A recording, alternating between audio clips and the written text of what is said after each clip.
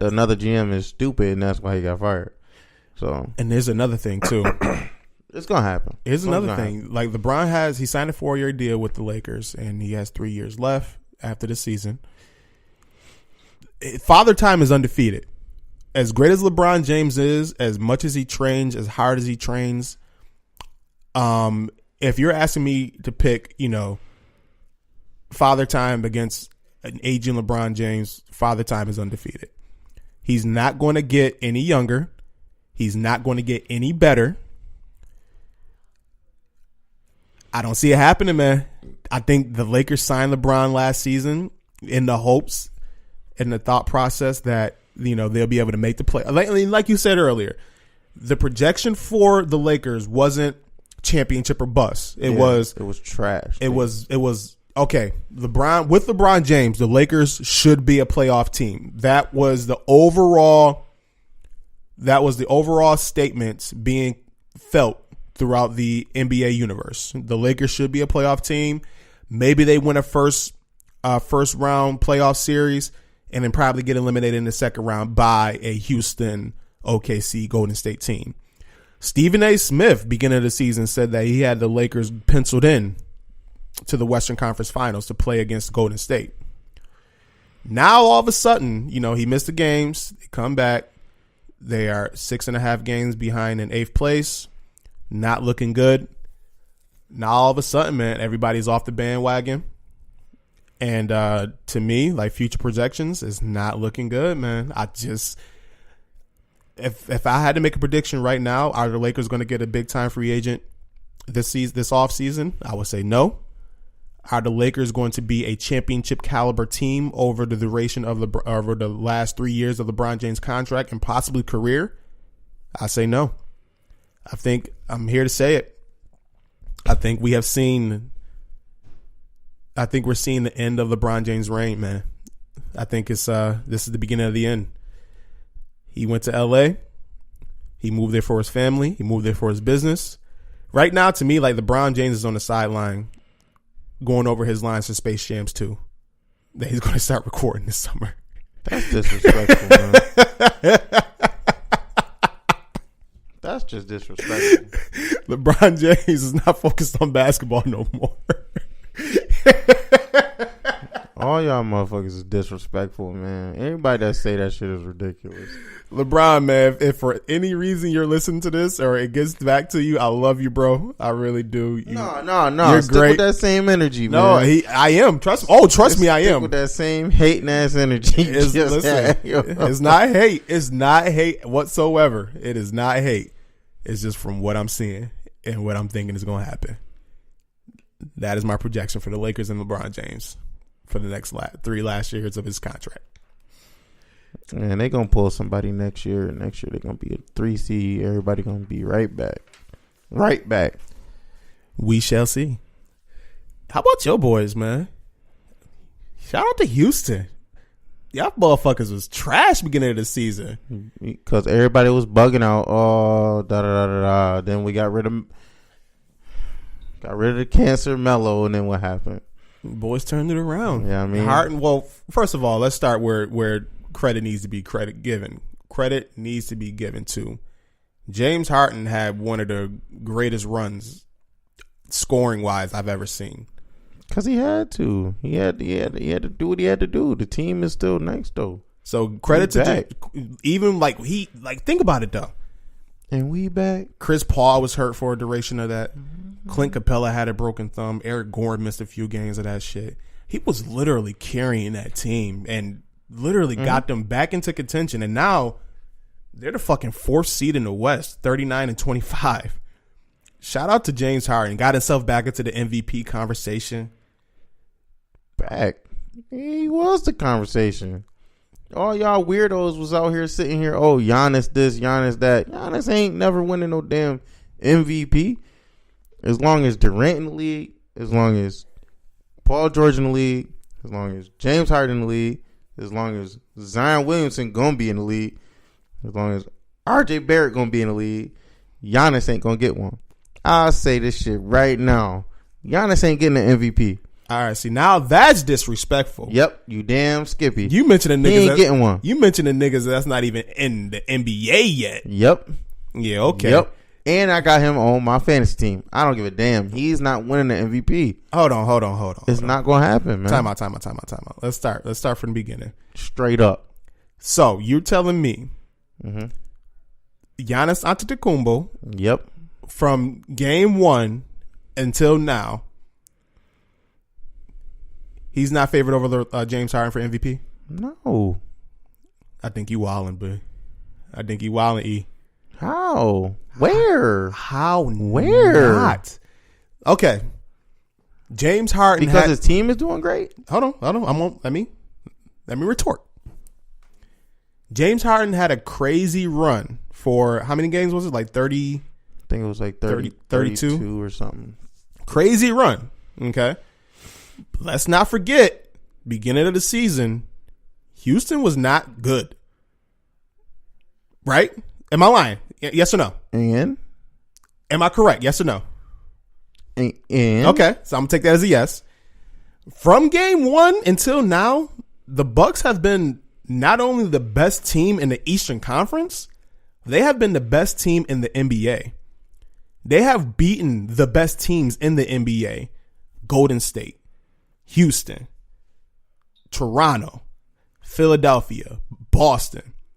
They have beaten the best, and the reason why they have beaten the best and who has been the consistent best player in the league this year is Giannis Antetokounmpo. Nah, Chief. He has been the most unstoppable force this whole season. Not just a crazy stretch one. Rich, to James Harden credit, one of the greatest scoring runs I've ever seen. Carried his, like I said, gave him all the credit in the world. But Giannis has been doing what he's been doing literally from game 1 up until this point, and I don't see it stopping.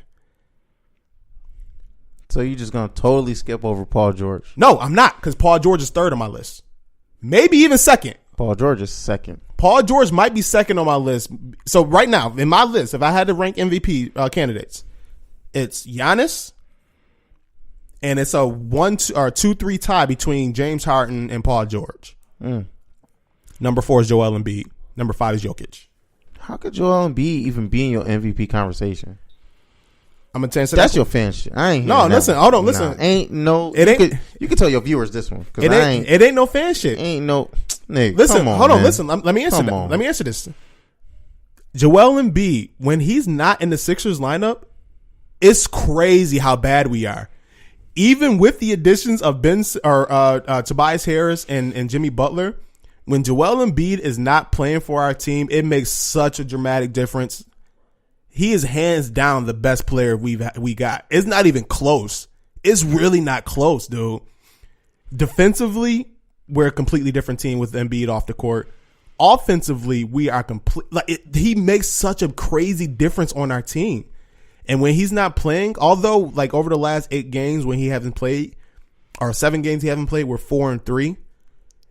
If he plays in those games, we're probably 6-1, maybe 7-0.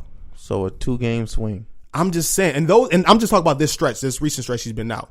But overall, like you look at the season and the games that he sat out, we're like fucking like it's like a minus 48 point swing or some shit like that. And then when he's in the lineup, it's like +4. It's crazy. I looked at but what's the records though? The records, we probably got like 1 game over 500 when he's out. So y'all still a winning ball club with him out. We're a winning ball club by 1, but this sound like that Kawhi Leonard conversation a couple years ago. Like, without Kawhi Leonard, how's this team gonna be and all this other blah blah. And didn't they make the playoffs without him?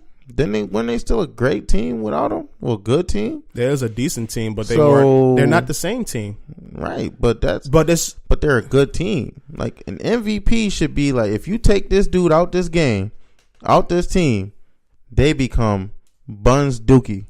No, it's not that though, because it should be. If that's the argument, then LeBron James should be MVP every season. The way Shaq said it, man, you can't give it to him every year. You can. If that's the argument, then yes, he's the MVP every year. Yeah, just like Shaq should have been, but he can't get it every year. But so let's say this: if you take James Harden off Houston and you still have their pieces, are they a playoff team? We might not be. I think you'd still be a playoff team. We not in the West. With Chris Paul, Clint Capella, In Eric the East, Gordon, we probably would be. I think I would bet money that the Rockets will still be a playoff team. OKC, we've seen Westbrook lead OKC. So And that's why he got the MVP that year.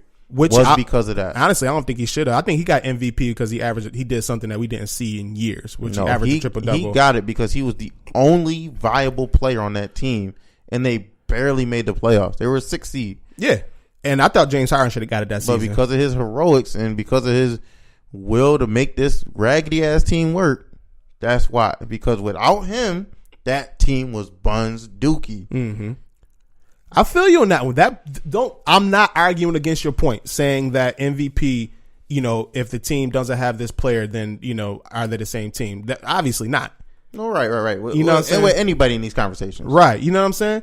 But I just don't think that. I think your little thing for Embiid is a little. It's not. It's really not fan bias. I just don't. I think he kind of washes out based on the names. It's sort of like what happens with Kevin Durant and Steph Curry. Like they just kind of wash each other out. Where you got so many great players on that team, you can look at their numbers. They put up MVP numbers, but because they play on the same team, you can't have them in the MVP conversation. Neither of them will ever win it if they play together. That's what I'm saying. So Embiid is playing with literally 3 other all-star caliber players, and I think that kind of washes it out. You look at Giannis, he's playing with Chris Middleton, Eric Bledsoe, and Brook Lopez, who on paper and in the general consensus aren't considered crazy all-star caliber players, even though Middleton made an all-star game. Shout out to him. Just from the talent perspective, I think that kind of vaults him up. Like you look at that Milwaukee Bucks team, you take Giannis off of that team, they're probably maybe 6th, 7th, 8th. No, not in the East. Yeah. Hell no, not in the East. He's that big of a difference. East is trash. East ain't trash. The East is trash. We had this conversation before, and I don't care. It's the same thing. You give me the East is trash. Give me what? You know what? We talked about that way earlier in the year. Yeah. So now that we can sit here and really look at these teams, right? Right. Okay. Just from a standing point. All right. Milwaukee and Toronto both have the 2 best records in the league. Correct. All right. Outside of that, so the 1 and 2 in the West would then be the 3 and 4. All right. So you mean to tell me you think that don't be biased. Keep it 100. You think Indiana and Philly